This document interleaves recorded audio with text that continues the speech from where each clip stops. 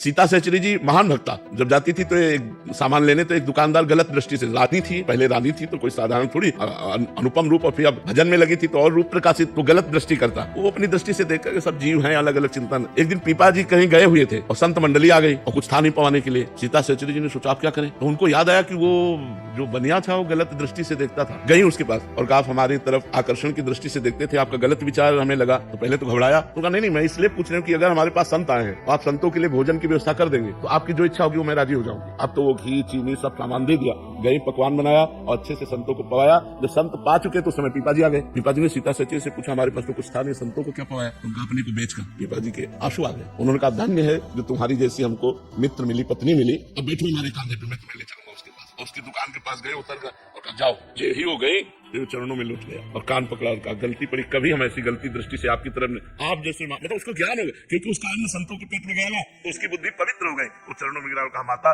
आप कभी ऐसी